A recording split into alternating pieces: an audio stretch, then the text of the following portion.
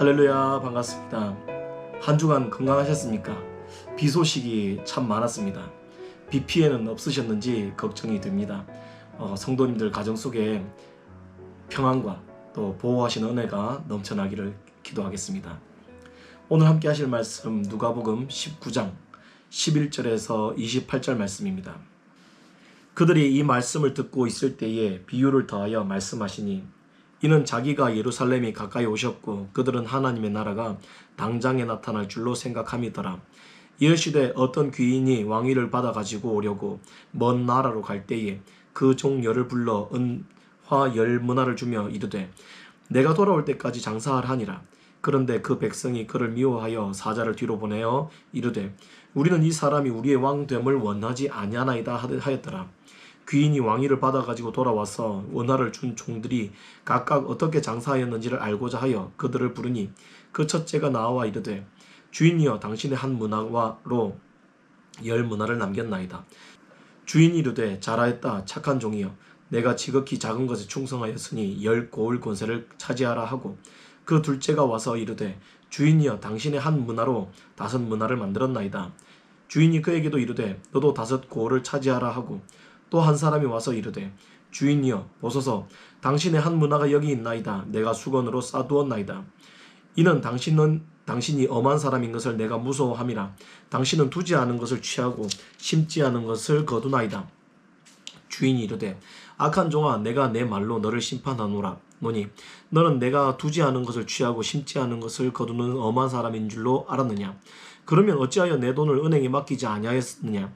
그리하였으면 내가 와서 그 이자와 함께 그 돈을 찾았으리라 하고 곁에 서 있는 자들에게 이르되 한 문화를 빼앗아 10문화에 있는 자에게 주라 하니 그들이 이르되 주여 그에게 이미 10문화가 있나이다. 주인이 이르되 내가 너희에게 말하노니 무릇 있는 자는 받겠고 없는 자는 그 있는 것도 빼앗기리라. 그리고 내가 왕됨을 원하지 아니하던 저 원수들을 이리로 끌어다가 내 앞에서 죽이라 하였느니라.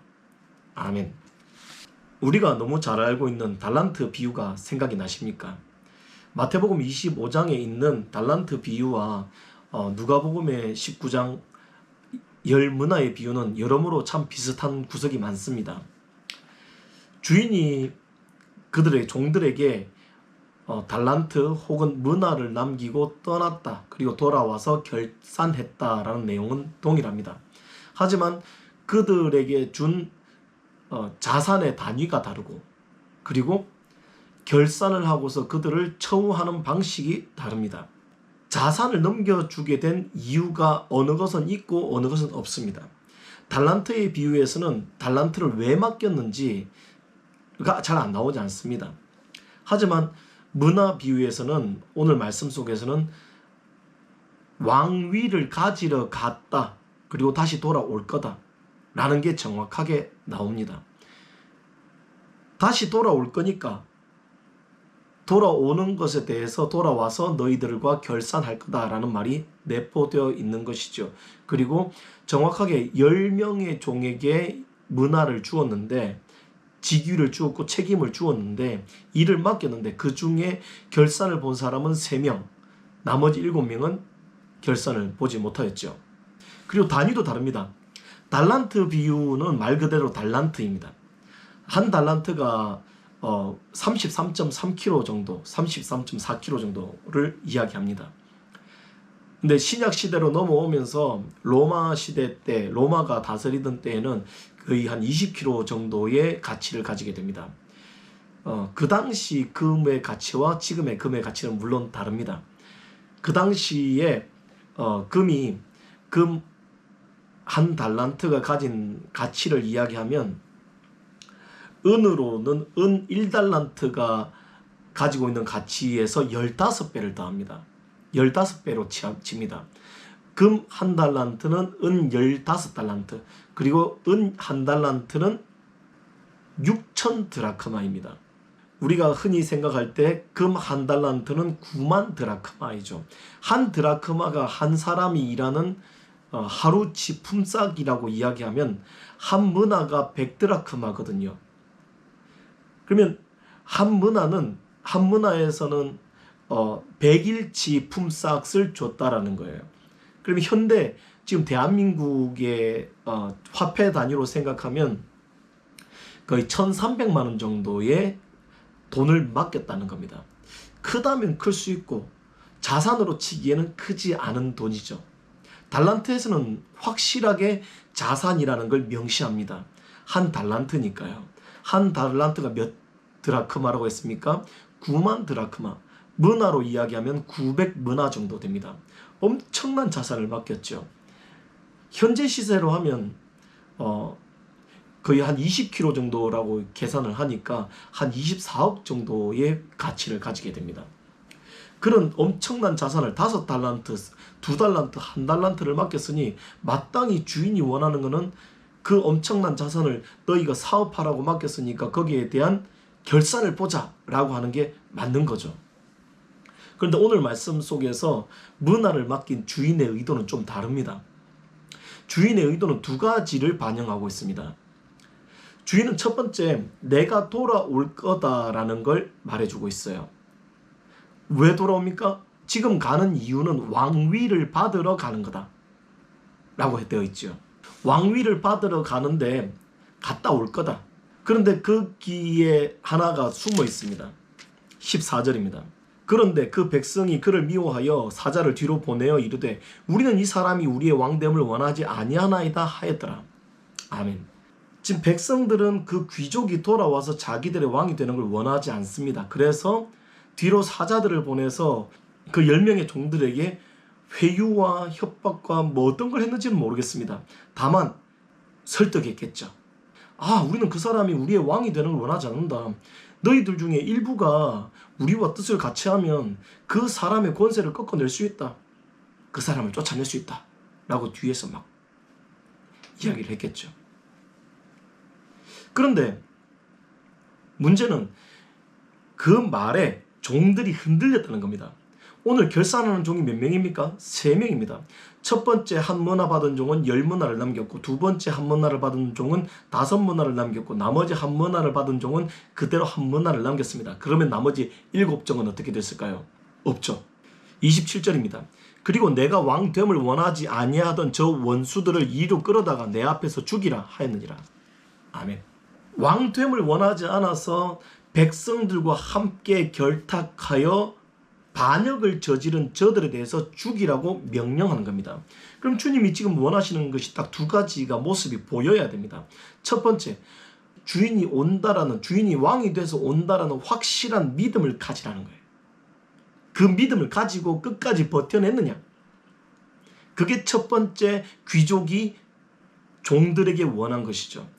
그 믿음이 없으면 지금 그 7명처럼 자신의 직위를 버리고 저들과 결탁하여 왕권을 찬탈하려 할 테니까요. 그래서 주인이 지금 그 종들 10문화를 가지고 있는 각자 한 문화씩 가지고 있는 그들에게 원하는 것이 무엇이라고요? 믿음입니다. 주인에 대한 절대적인 믿음. 나의 주인은 돌아온다고 하면 돌아오는 거다. 그리고 나의 주인은 이걸 결산하시는 분이다. 그리고 나의 주인은 왕권을 가지고 와서 여기를 다스릴 뿐이다 라는 절대적인 믿음 말입니다. 그런데 그 믿음이 뒤에서 쏙싹거리는 저 어둠의 권세에게 잡아먹히고 나니, 그들과 타협을 하고 나니 흔들려버리고 그들 편에 서서 주인과 대적하게 되더라는 거예요. 자, 두 번째, 주인이 원하는 것이 무엇이냐? 바로 충성입니다. 한 문화를 맡겼을 때 결산을 하겠다라고 명시하였습니다. 13절입니다. 그 종 열을 불러 은화 10문화를 주며 이르되 내가 돌아올 때까지 장사하라 하니라. 그러면 주인이 종들에게 원한 것이 무엇입니까? 장사를 했냐 못했냐, 이윤을 남겼냐 못 남겼냐 입니다. 돌아와서 결산을 했으니 거기에 대해서 결산에 대한 값으로서 10문화를 남긴 자에게 귀족은 왕으로서 10고을을 다스릴 수 있는 권세를 주게 됩니다. 5문화를 남긴 자는 5문화를 주게 되죠. 그리고 한 문화도 남기지 않은 자는 그의 휘하에서 사라져버리게 되고, 반역을 저질렀던 7과 그 백성들은 한꺼번에 다 죽임을 당하게 됩니다. 마치 예수님께서 11절에 말씀하시는 것을 보면 알 수 있습니다. 11절에 이렇게 되어 있습니다. 그들이 이 말씀을 듣고 있을 때에 비유를 더하여 말씀하시니 이는 자기가 예루살렘에 가까이 오셨고 그들은 하나님의 나라가 당장에 나타날 줄 생각함이더라. 그러면 이 본문, 이 비유의 적절한 목적이 무엇입니까? 주님이 당장 올 줄 알고서 그들이 있는데 사실 주님은 왕권을 가지고서 돌아오는 저 귀족처럼 때가 될 때까지 기다릴 거다. 기다릴 거다. 그동안의 권세를 행사하지 않을 거다. 우리 표현으로 하면은 그때까지 주님이 왕권을 주실 그때까지 주님께서 허락하셔서 가라고 하실 때까지 하나님께서 가라고 하실 때까지 재림하지 않고 기다리실 거다. 하지만 재림하여서 결산할 그때에 주인은 종들에게 이 믿음을 요구할 거다. 너희들이 끝까지 그 믿음을 지켜서 주인이 너희에게 맡긴 일에 최선을 다했느냐를 볼 거다는 거죠. 자, 두 번째 들어갑니다. 두 번째가 무엇입니까? 충성이죠. 자신에게 맡겨진 일에 최선을 다했냐, 충성을 다했느냐를 보겠다는 겁니다. 그리고 충성을 다하고 믿음을 가지고 충성을 다한 그들에게 귀족은 왕으로서 권세를 허락하는 거예요. CCM 가수 손영진 씨의 찬양 중에 너 어디 가든지라는 찬양이 있습니다. 그 찬양의 그 일러스트를 보면 이걸 정말 잘 설명해 줍니다. 한 사람이 예수님을 믿고 그 사랑에 감격하여서 주님이 지셨던 십자가를 건네받게 되죠. 사명을 건네받아요. 그런데 그 사명을 처음 감당할 때는 참 즐겁죠. 한번 나중에 시간 되면 보시기 바랍니다. 그런데 비바람이 불어치고 어려움이 닥치고 사람들이 자기를 통해서 예수님을 보지 못하는 것 같고 막 섭섭함이 밀려오고 고통이 다가오면 점점 더 이 십자가를 가지고서 주님을 가르쳐 줘야 되는데 그게 흔들리게 되더라는 거죠. 그래도 끝끝내 순종하고 말씀에 순종하고 주님의 명령에 순종하고 충성을 다했던 그를 통하여 수많은 사람이 천국에 이르게 되는 이제 그 내용을 찬양으로 이제 표현했었습니다. 일러스트로도 표현했지요. 제가 처음 그 찬양을 보고 너무너무 큰 감격을 누렸었는데 이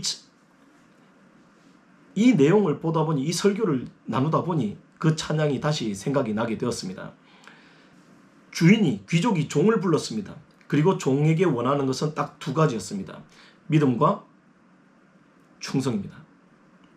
부르심에 합당한 자의 삶은 이 두 가지를 가지고 있어야 합니다. 누가 뭐라고 해도 세상이 더 달콤해 보이고 세상 사람들의 말이 옳다고 여겨지더라도 내가 무뎌진 것 같고 내가 저들보다 못 사는 것 같고 부족한 것 같고 지혜가 부족하고 지식이 부족하고 여러모로 보고 아무리 볼을 둘러봐도 못난인 중에 상못난인 것 같아 보여도 내 삶이 저들보다 나은 것이 단 일도 없어 보이는 것 같아도 세상을 쫓아가는 저들의 모습이 더 화려해 보이고 더 아름다워 보여도 주님께서 나에게 맡기신 그 일을 믿음으로 끝까지 지켜낼 수 있는 믿음의 상도가 되시기를 축복합니다. 또한 여러분에게 맡겨진 일에 충성을 다해서 감당해 나가시기 바랍니다. 그 일을 감당할 때 주님께서 때가 되면 오셔서 결산을 하시고 각자에게 맞는 상급을 주시는 줄 믿으시기 바랍니다. 2008년도였던 걸로 기억합니다. 제가 처음으로 하나님께 칭찬받았던 때가 있었는데 그때 주님께서 저에게 이 말씀을 하셨습니다. 한 달란트에 충성한 자에게 한 달란트를 더 주신다라는 말씀이었죠. 그리고 실제로 주님께서 그때부터 시작해서 저에게 다양한 은사들도 부어주시고 또 깨닫게 하시고 기쁨을 주셨던 일들이 기억이 납니다. 그래서 사실 저는 지금 이 개척의 시간을 견뎌내고 있는 겁니다. 아무것도 없는 것 같고 앞이 보이지 않는 것 같고 답답한 것 같아 보여도 주님이 나에게 원하시는 것, 강치영 목사에게 원하는 것은 끝끝내 결산할 날을 기다리는 저 종들처럼 내 믿음 잃지 않고 내 자리 흔들리지 않고 나에게 주신 일에 최선을 다하고 충성을 다하여서 견뎌내다 보면 주님께서 어느 날 와서 결산을 하시면서 잘했다 착하고 충성된 아들아 하시며 무엇을 주십니까? 10골 다스릴 수 있는 권세를 주신다 이 말이죠. 끝까지 견뎌낸 그 성도에게 끝까지 충성한 그 사람에게 이 지역을 다스리고 교회를 다스리고 교회를 통하여서 수많은 영향력을 행사할 수 있는 하늘과 땅을 다스릴 수 있는 권세를 주신다는 사실을 믿기 때문에 저는 지금 견뎌내고 있는 겁니다. 남들이 보기에 건물이 안 올라가 보이는 것 같고 남들이 보기에 성도가 없는 것 같다 보여도 제가 믿고 의지하는 그 한 가지 사실이 있기 때문에 이 일들을 감당해내고 있는 것 아니겠습니까? 그러니 사랑하는 성도 여러분, 여러분 역시 여러분에게 맡겨진 하나님의 일을 믿음으로 감당해내시고 결산할 때가 있다는 것을 기억하시고서 끝까지 견뎌내시고 충성을 다하여 자신의 일을 완수해내시기를 축복합니다. 저 세 번째 사람처럼 적당히 타협하시면 안 됩니다. 그 세 번째 사람은 이윤을 거두지 못한 것이 문제가 아니라 그는 아예 반역을 저지르는 사람과 아예 충성하는 이 양자 사이에서 줄다리기를 하고 있었다고 보여지지 않으십니까? 달란트 비유와 다르다니까요.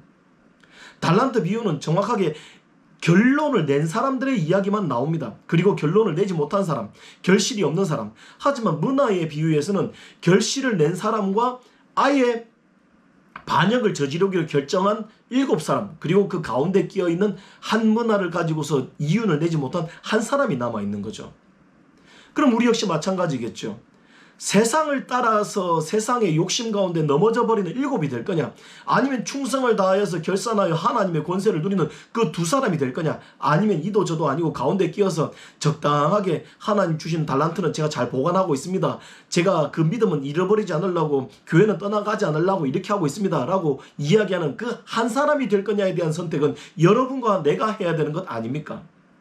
그러니 이제 부르심을 받은 사람으로서 거기에 합당한 삶을 살아가야 합니다. 믿음과 충성 놓치지 마십시오. 제가 일전에도 한번 이야기 드렸습니다. 하나님의 일은 무엇으로부터 시작해서 무엇으로 끝난다고 하였습니까? 믿음으로 시작해서 믿음으로 끝납니다. 하나님의 일은 예수 그리스도를 믿는 믿음에서 시작해서 예수 그리스도를 믿기 때문에 끝까지 견뎌내는 그 과정, 그리고 주님이 결산하실 그때까지 버텨내는 그 믿음으로 시작과 중간과 끝이 모두 다 믿음으로 이루어진다는 사실을 기억하시고서 여러분의 믿음이 결산할 그날에 확인되어지고 칭찬받는 믿음이 되기를 축복합니다. 믿음으로 그리고 충성으로 여러분의 일을 감당하시기를 축복합니다. 기도하겠습니다. 하나님 아버지, 하나님께서 사랑하시는 성도들 각자에게 맡겨진 일들, 하나님의 일들, 그리고 하나님께서 끝끝내 지켜내라고 했던 것들 믿음으로 버텨내게 하옵소서. 세상이 아무리 달콤해 보이고 하나님의 말씀이 그들에게 들리지 않고 세상의 화려함을 더 좋다고 거기에 귀 기울이게 하는 수많은 유혹과 또 고난과 어려움이 있을지라도 그들의 유혹에 흔들리지 않고 오직 주의 말씀만을 붙잡고 살아가게 하여 주옵소서. 고난이 닥쳐올지라도 유혹이 닥쳐올지라도 나에게 맡겨진 일에 충성을 다하고 최선을 다하여서 묵묵히 걸어갈 수 있는 성도들의 삶이 되도록 축복하여 주옵소서. 감사하며 예수님의 이름으로 기도하옵나이다. 아멘.